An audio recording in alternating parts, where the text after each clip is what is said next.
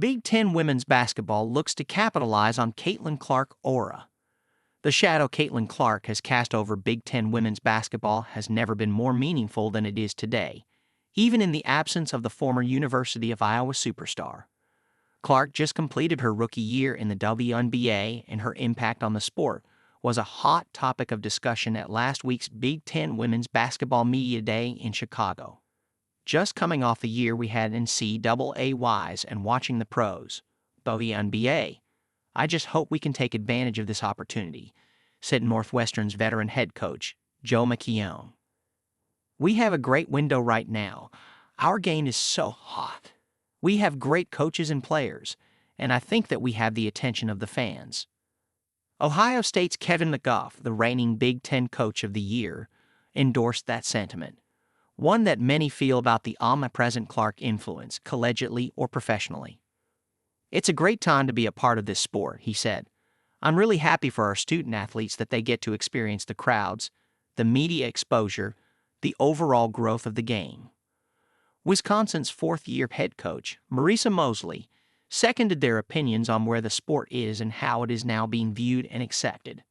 We're really fortunate that there's more media attention now on it, Mosley said. Like anything else, when you invest in it, there's a return. Or you hope so, especially with the stock market.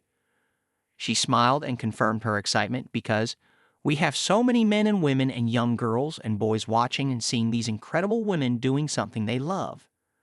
McKeown, McGuff, and Mosley were talking big picture during a Big Ten Network panel conversation. Each segment featured 3 coaches in a casual, made-for-TV interview setting. The growing popularity of the sport was center stage.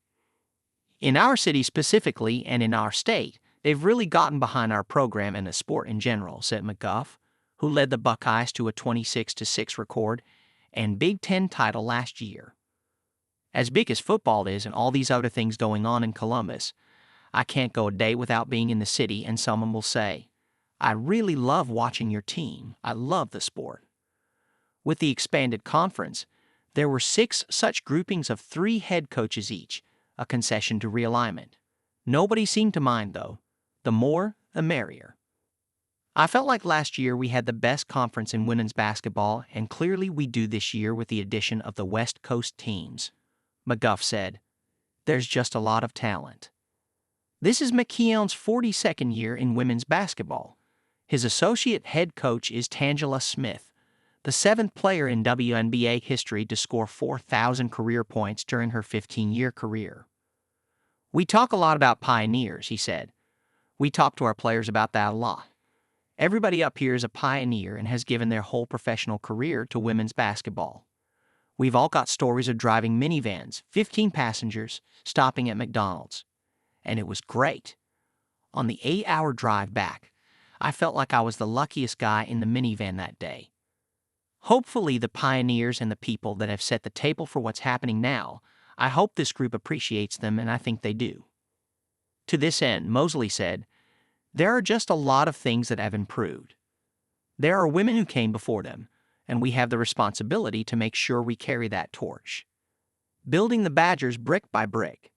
The Badgers have taken baby steps by increasing their win total in each season under Mosley's guidance from 8 to 11 to 15 last year, the most since 2018 to 19.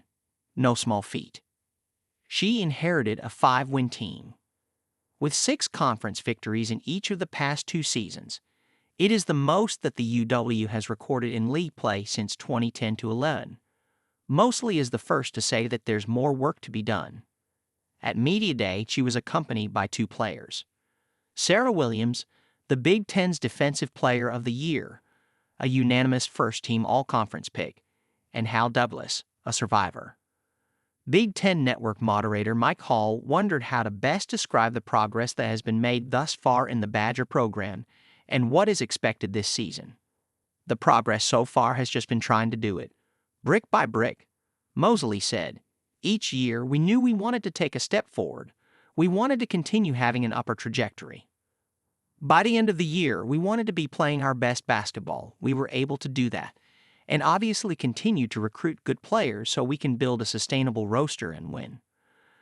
Going into this year, I'm just grateful for these young women who have stuck with us. in this very transient world that we live in, knowing we're building something really special. But in order to do that, we needed to have a strong foundation.